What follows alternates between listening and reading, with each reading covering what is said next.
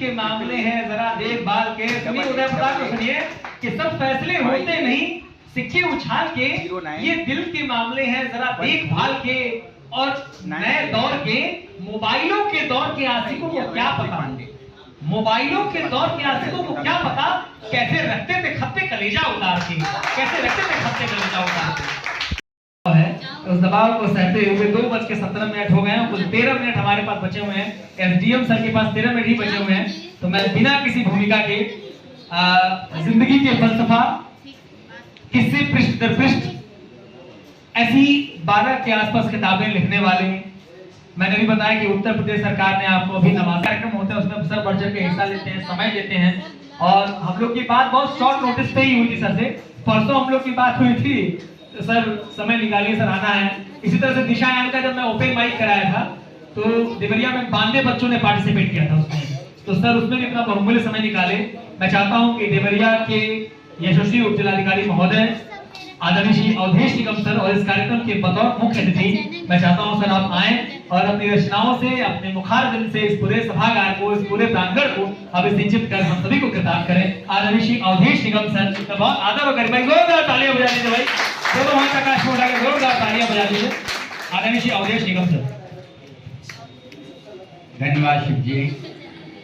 सबसे पहले तो ये पार्वती फिल्म प्रोडक्शन हाउस द्वारा जो कार्यक्रम आयोजित किया जा रहा है उसमें जितने लोग भी इस पे भाग ले रहे हैं, जो आयोजक मंडल है, सबसे पहले उन सभी लोगों का बहुत बहुत अभिनंदन, स्वागत।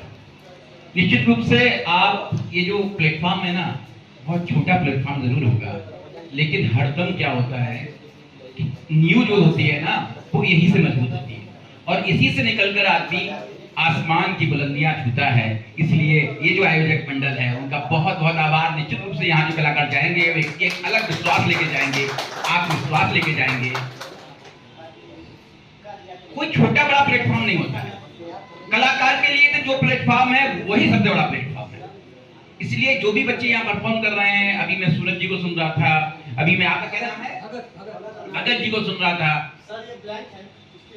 मतलब इतना बढ़िया इन लोगों का।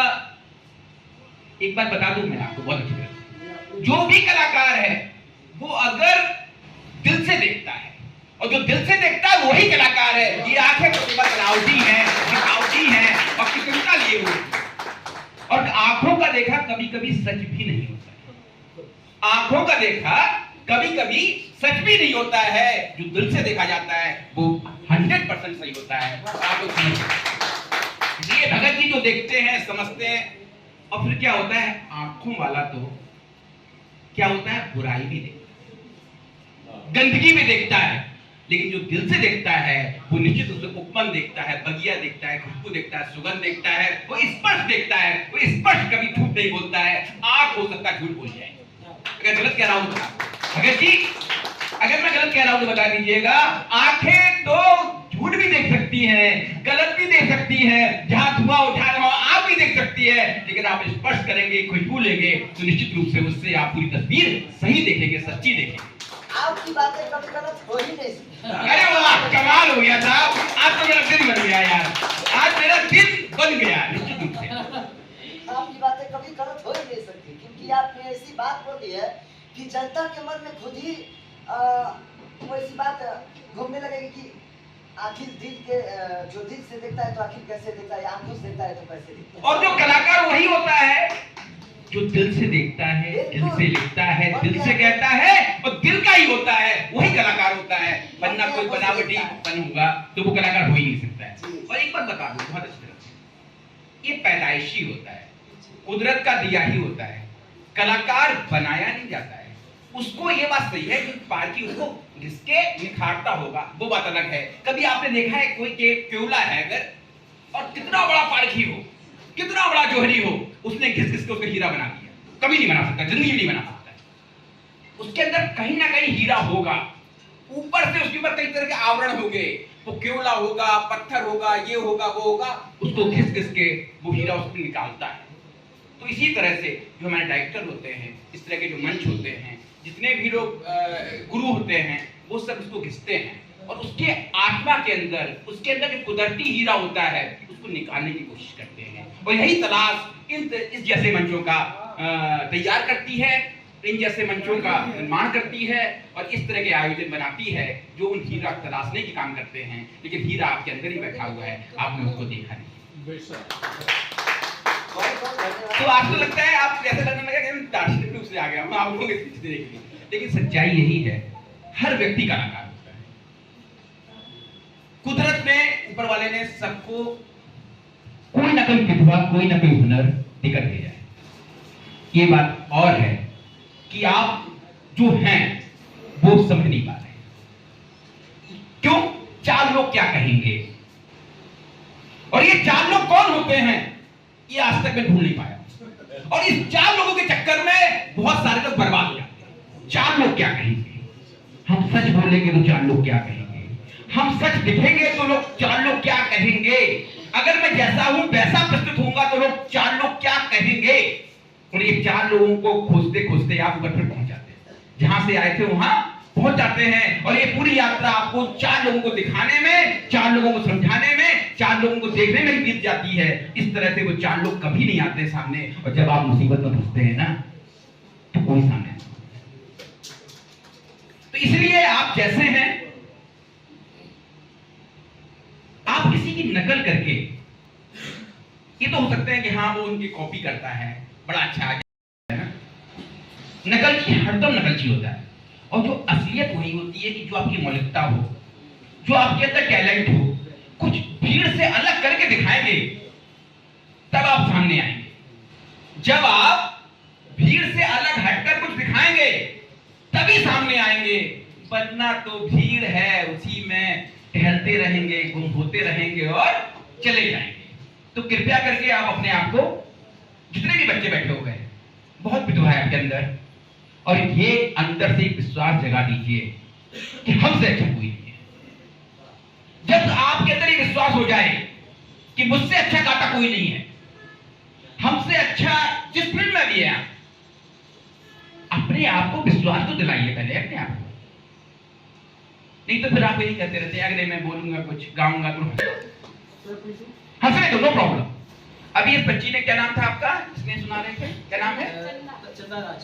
देखिए कितने कॉन्फिडेंस के साथ एक भजन सुना रही थी जिसमें 2 तरह के उसने आवाज लाने की कोशिश की।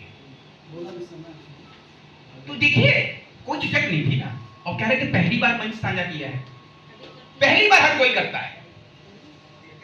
कोई भी आज तक ऐसा नहीं मिला मुझे, कितना भी बड़ा बड़ा आदमी हो, किसी ने नहीं कहा कि साहब मैं तो जन्म लेते ही बड़ा कलाकार था। हाँ वो कलाकार तो था जन्म लेते ही, लेकिन परफॉर्मेंस उसने पहली बार कहीं ना कहीं दी होगी। तो कृपया करके आप सभी लोग, जितने लोग भी यहाँ पर आए हुए हैं, नए हैं, पुराने हैं, पहली बार हैं, 10वीं बार हैं, 50वीं बार हैं, फेल हुए हैं, पास हुए हैं, जीते हैं, हारे हैं, कोई फर्क नहीं पड़ता। हर दिन आपका एक नया होता है, हर मंच आपका नया होता है, हर परफॉर्मेंस आपका नया होता है। आप इस विश्वास के साथ अगर जाएंगे तो मैं गारंटी से कहता हूं छोटे बड़ा भी कुछ नहीं होता है। देवरिया से आप बंबई, बंबई से आप अमेरिका, अमेरिका से आप कहीं की उड़ान भर सकते हैं। आप चलना तो शुरू कीजिए, चलना शुरू कीजिए। और जिस दिन आप चलने के लिए सोच लेते कि मुझे नहीं, मुझे चलना है, और जो अनवरत चलता रहता है ना, तो कोई ना कोई मंजिल तो पाता है।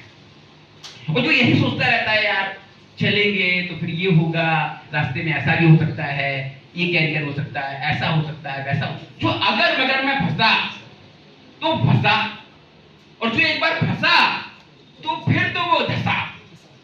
तो ये बात आप लोग समझ लीजिए। तो आपको कहीं ना कहीं रिस्क लेना पड़ेगा, और रिस्क की बात बहुत हो गई है तो आप सुना देते हैं। हाँ जी, चलो तालियां बजाओ पहले।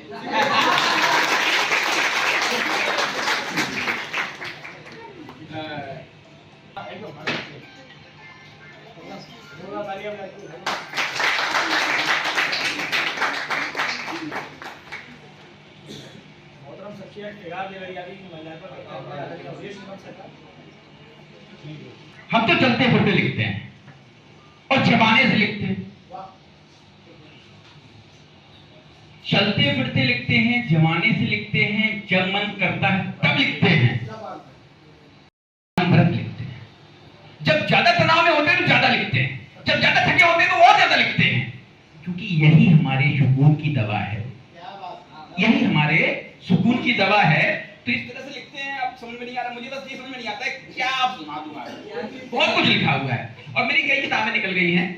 आप ये क्या होता है, बच्चे हैं, इसमें मिलता है अमेज़न फ्लिपकार्ट पे अगर अवधेश निगम अवधेश करके डालेंगे तो मेरी कहानियों की कई किताबें मिलेंगी आपको। मैं भूल सकता हूँ क्या, जिसपे आपने बताया 1 लाख रुपए का उत्तर प्रदेश सरकार का मुझे महावीर प्रसाद द्विवेदी जी सम्मान मिला हुआ है।